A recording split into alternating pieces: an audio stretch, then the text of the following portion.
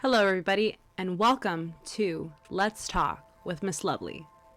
Today, I decided that I was going to put on a nice button-up shirt, and I was going to show Gabbie Hanna what a professional with ADHD looks like. Yeah, I'm going there today.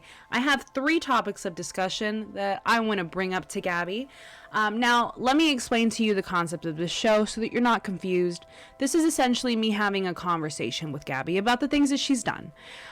So if you guys would like to find out more information about what's going on and what I'm talking about, please check out all the videos that I have linked in my description below. I actually have some pretty valid opinions on this. I see that she continues to blame her ADHD on a lot of her behavior, and I really don't appreciate that as somebody who has both ADHD and survived R word. So, speaking of, huge trigger warning right here. I will be talking about subjects such as R word, SA, and H. These are pretty heavy topics, so I understand if you do not want to stay for this video. But I really have a lot to say about all of this, so let's get into the show.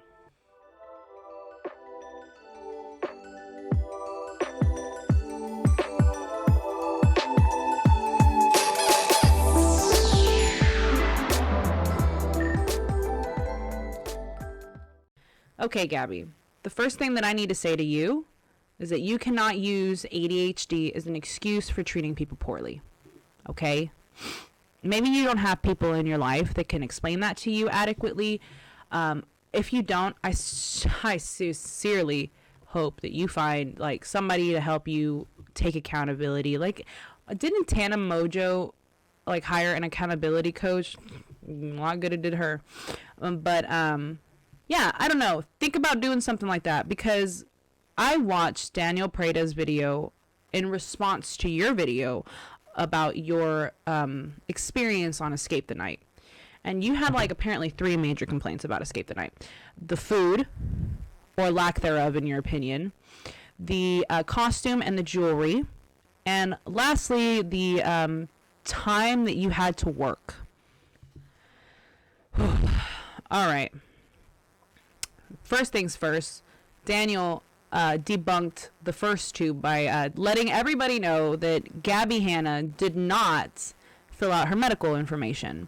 You know, the medical form that they give you whenever you get a job anywhere. Like, they ask you simple stuff. Do you have any allergies? Do you have this? Do you have that? Do you have any medical conditions that we need to know about?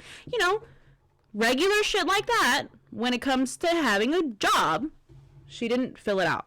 Okay? Where I understand that having ADHD makes you want to procrastinate those types of things to the very last minute. Trust me, I've been there hundreds of times. However, Gabbie Hanna, we are forgetting, is rich at this point in her life that she had this job. And this job was only going to make her richer. So she could have had an assistant or a manager or somebody send it over. But she just was like, yeah, no, I'm not going to do that. And I'm not going to have anybody else in my team that I pay to do stuff like this for me do it either. What? You had a metal allergy and you didn't let the costume design department know that you have a metal allergy by filling out the forms? What are they supposed to do? On top of that, whenever the costume designer needed to get you into a fitting, you were just like, nah, I don't got time for it. I'm not going to go to that. Even though I've specifically stressed to Joey and Daniel that I wanted a better costume, a costume that actually fit, and nice jewelry that I'm not allergic to, even though I've verbally expressed that to other people that do not work in that specific department and are actually handling the costume, even though instead of sitting down and talking to her or meeting with her or letting her do her job, you made her run circles. And I literally mean that. She made her run circles. The costume designer was apparently, quite a few months pregnant. And she, on the very last day that she had to get everybody's measurements and everything done and finalized, Gabbie still hadn't shown up by then. So, that's a little concerning. So she was like, look, I gotta get this done. If I gotta go meet her, I'll go meet her. I don't care. Like, where's she at? We need to get this done. Like, she's being really difficult, and I need to narrow her down, or else her costume isn't gonna fit. And okay, fair enough. She gave full warning that if Gabbie didn't show up to one of these fittings, or if she couldn't get a fitting done on that day, that it was just gonna be what it is, and she was just gonna get what she was gonna get. Period. So, being the professional that she is, she packs up all of her equipment and materials and drives herself several hundred miles away to Gabbie Hanna's recording studio. And when she gets there, Gabbie Hanna isn't there anymore. Gabbie Hanna left before she could get there. But oh my God, they just couldn't provide me a costume that fit me properly. And the jewelry, it broke me out in hives and this and that, blah, blah, blah, blah, blah, blah, blah. Girl, you should have showed up to your fittings, or you should at least have had a meeting with costume design. I'm not even in like the production industry, and I know that. Like, because it's common sense, Gabbie. You want something to fit, you go get it fitted. Like, I don't understand where the disconnect is. And again, ADHD does not excuse your behavior on the set, especially when you treated regular folks that are not famous, that frankly, I'm sorry to put it to you this way, but your 5.55 million followers do not pay these people's bills, first of all. So they shouldn't have even given a crap about you. But this is how you're treating people, okay? You're making them waste their time. You're making them put in extra work. And then when an innocent assistant goes up to you during filming and tells you that your call time has been pushed back 10 minutes because they're running behind on something else, when she turns her back, which is, by the way, so shady, and I hate that nobody else has pointed this out. Instead of saying it to this girl's face, Gabbie Hanna waits till she turns her back and is ready to walk away to call her the C word. So not only are you a bitch, but you're also a coward because you couldn't say it to her face. I was a bitch and an asshole. But yes, Gabbie, ADHD is not an excuse for half of the shit that you did to these people. It's just not, okay? Take it from a person who was diagnosed at the age of 10 years old with ADHD and has been medicated half of her life for ADHD. ADHD does not make you this bad of a person, okay? It doesn't. You are choosing to be a diva right now and be a drama queen, and that's on you, okay? I wish that you had some modicum of like self-awareness, but it's very obvious that you don't. So let's move on to my second topic. Jessie Smiles. So this video is not one that was meant to be in the series, but so much has happened since I finished the series, and everybody just wants me to address the Jessie Smiles phone call. Now I have to tell you the story behind Jessie Smiles for you to understand my conversation with Gabbie right now. Jessie Smiles and Curtis Lepore were both Viners. Remember these names, okay? They got very famous on Vine, and apparently they were dating for like a while, and then they broke up. Well, Jessie apparently had sustained some type of head injury at the time, and she was ill. She went to bed. When she woke up, her then ex-boyfriend, Curtis Lepore, was R-ing her in her sleep unprotected. That's the story that broke to TMZ. And Gabbie Hanna, who was not famous at the time, was actually just getting started on Vine, decided to tweet about it and say, oh my God, what is this drama that these Viners are getting into? And then she also tweeted something along the lines of, you know, girls cry R word in my neighborhood all the time. Let's get back to Gabbie. Gabbie, that was your trash ass reaction to hearing about any woman, even one that you didn't know, being R-worded, potentially. Your initial reaction was, oh, she's lying. Oh, this is just bullshit. This is just drama. That's where your problems all started, Gabbie. was from that initial reaction, and nobody else is seemingly able to say that to you. You have literally gone after Jessie and harassed her constantly because you feel she owes you an apology for fueling the flames of people calling you an R-word apologist. However, after you did finally blow up on Vine and people were finding your tweets and saying, oh my God, Gabbie Hanna is an R-word apologist, because guess what? Jessie, in her infinite strength, took that man to court, told everybody who didn't believe her, which included you and everybody pretty much else on Vine, her peers at the time, that what he did to her. He confessed, admitted it, was convicted for it. Yeah. And she shut everybody, including Gabbie Hanna, up. So when Gabbie Hanna actually started getting some traction, she met Jessie Smiles and apologized, which is probably the only decent thing you've done for Jessie, is you apologized for your initial reaction to what happened to her. And in her infinite kindness, Jessie Smiles decided to forgive you, but not only forgive you, become friends with you. And not only friends with you, she became best friends with you, Gabbie. She opened her heart up. She saw that you maybe needed a friend or somebody to confide in, and she fell for you.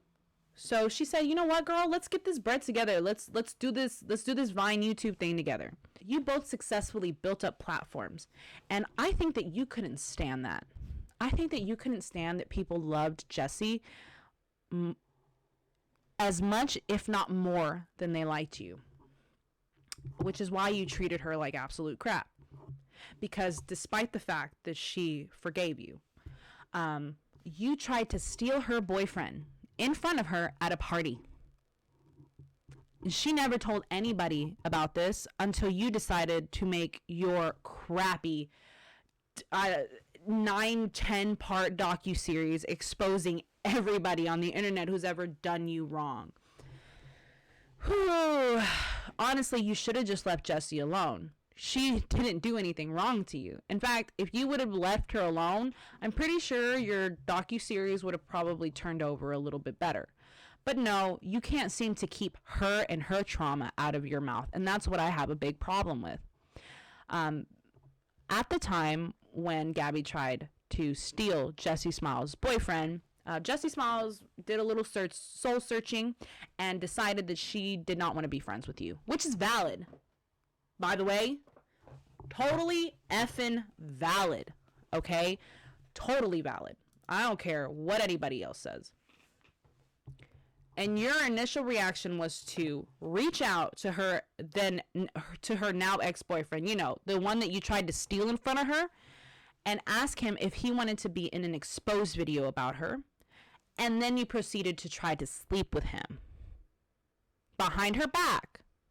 And when she confronted you about it, you lied and lied and lied and lied and lied until she gave you physical proof and showed you that she saw the text messages. Girl, your reaction again to being called out by Jessie Smiles was, oh, Jessie, if I wanted to F him, I would have.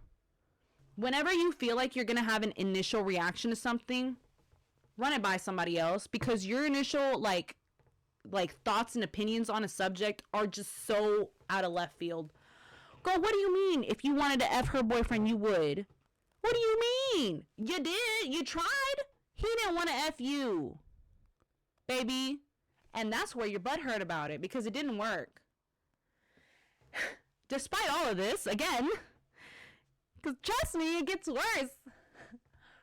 During this time, Gabbie apparently called Jessie, and she, you know, wanted to work out these rumors that everybody was like spreading that she had hung out with him or whatever, because there was some photos surfacing about, you know, there was some photos surfacing of Gabbie hanging out and taking pictures with Jessie's R-wordist,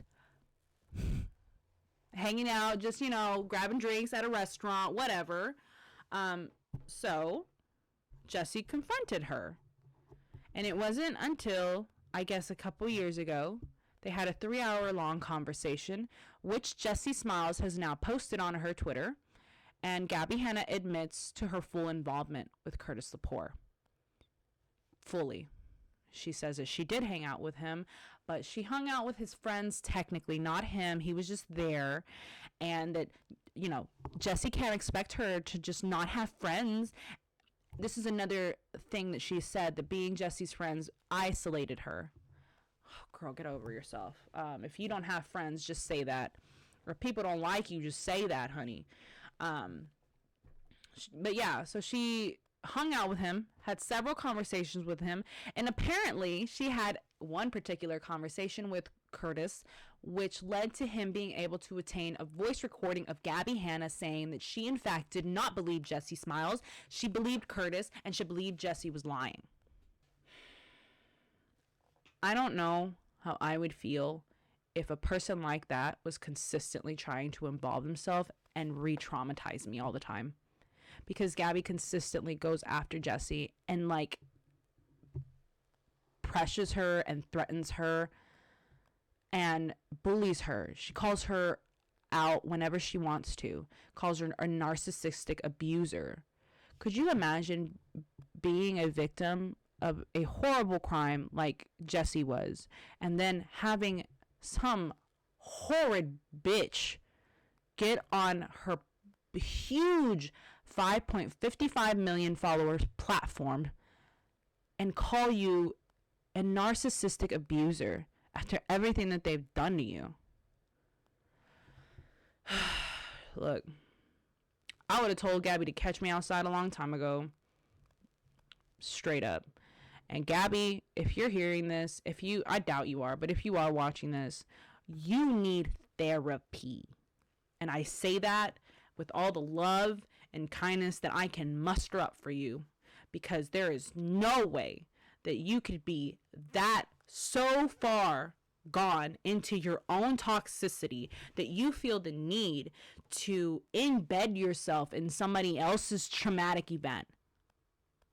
It's astounding to me that you are able to function as an adult. And it speaks to your immense privilege that you are still sitting at 5.55 million followers, even with all the things that you've done and the way that you've treated people. Which leads me into my next topic. Gabbie, you are the poster child of white female privilege. You can go around here calling everybody and their mamas whatever you want to say or whatever you want to call them. You can go around here saying whatever you want to say to people. You defame the people that you worked with. You harass people that you've been friends with that you don't agree with anymore. I don't understand how you have zero self-awareness, girl. Like, let's just be very frank. Gabbie, if you don't take anything else out of this documentary and people's reactions to what you put out, I hope you take this back with you, is that sometimes you're wrong. In fact, right now, Gabbie, there's a lot of times that you're wrong. And that's okay. Yeah, I said it. It's okay to be wrong. It's okay to be a bitch, all right? It's okay to do all that. But you have to actively work on yourself, okay? If you have a problematic past, okay, who doesn't? Okay, we all did dumb shit when we were young. We all did. However, you cannot keep passing blame on literally anything else, okay? First it was Daniel's fault because he didn't stock the fridges enough, and then when he showed proof that he stocked the fridge, you were like, oh no, it's because I have ADHD and I'm really unprofessional. It's just girl, take responsibility for yourself. You really need to. That's like the core. That's like a core like skill that you should learn as an adult. My thing is that like Gabbie has no concept of self-control, self-awareness, and it's very prevalent whenever you go back and you watch this documentary that she was doing. She has no idea why Joey and Daniel were being so nice to her, even though she was being a complete and total bitch. And she had the audacity to say that, oh, they were being fake to me. They were being so fake and horrible to me because, you know, they would say that everything was okay and then they killed me off the next day. That's what being an adult is, Gabbie. Hi. I don't know if anybody explained that to you, but that's actually why we're allowed to drink, okay? Because we have to be nice to people that aren't nice to us. It's a literal, basic, adult human skill, okay? You're nice to people that you're working with so that you can get through the day and get your bag, honey. That's another thing, hon. You decided in 2020 to make a video complaining about a job. A job, girl. A job that made you thousands of dollars. A job that got you hundreds of thousands more to subscribers. A job that launched you into another stratosphere as far as relevance came. And you're sitting there in 2020 when so many people are losing everything in their lives. And you're like, you know what? I'm going to make a video about all this. I'm going to make a video about how I treated people like absolute crap. Did 2020 not teach you the same lesson it taught most of us? Take responsibility for your actions. You're 100% in control of your own self and the decisions that you make and the way that you treat others. There is no amount of ADHD or trauma that you can seriously sit here and tell me that you have sustained during your time of being a YouTuber that would cause you to be so horrid to people. You know? Jessie Smile was R-worded and then consistently harassed by you and your fans. And she still is not this horrid to people. It's irresponsible, Gabbie, is what I'm trying to say. You make irresponsible content. And maybe it's worked for you and your younger fans before. But those younger fans are going to turn into adults eventually. And they're going to see you for who you are. That's actually what's been happening with Gabbie Hanna's content regardless. Her viewers are outgrowing her right now. And you can tell by going through her comment sections on the videos that were already, that don't have comments turned off. People are outgrowing you right now, Gabbie. Which means that you need to take a look at yourself.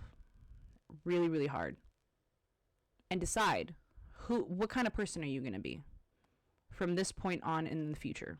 If you want to continue to go down this path of selfish self-promotion at the expense of victims like Jessie Smiles, then you rightfully do not have a place here on this platform on YouTube. I don't understand why YouTube has allowed you to continue to post these videos, but I really hope that you decide to take them down, because that's what you should do, especially in the case of Jessie Smiles. 100%. Stop talking about her. Her trauma is not your trauma, okay? She can't control the fact that you made horrible statements and horrible decisions, and she doesn't owe you an apology. In fact, no one on this platform owes you an apology, and you owe everyone else an apology. The only thing that I want to see you post on your YouTube channel is a genuine apology video, but I don't think I'll ever get that from you, Gabbie. I think that you're one of those people that is just going to wait until they're too old to change anything for them to realize that they were wrong about a lot of shit. And by then it's going to be too late. Anyways, I know this was kind of a rough video. I've delved into a lot of topics. I would really like to hear what you guys think about Gabbie Hanna and the way I spoke to her today. I tried to keep it, as informative as possible and as, objective as possible. I'm not a fan of Jessie. I'm not a fan of Gabbie. This is 100% my unbiased opinion. I like to describe myself as a new to YouTube millennial. I grew up around it, but I never watched it as a form of entertainment. However, now that I'm trying to get myself involved in it, I'm finding out a lot of interesting things about what's happened on YouTube. And I'd love to continue to talk to you guys about some of those things. So let me know if you guys like this video. Let me know what your opinions are down below in the comment section. Don't forget to like and subscribe. Hit that bell button because y'all will never know when I'm going to upload. I am a single mom. I definitely do not have an upload schedule right now. So please be patient with me as I figure out this whole being a YouTuber thing. Anyways, that's it. Thank you for sitting down and talking with Miss Lovely. You guys have a wonderful day. All my love to all of you. Bye-bye.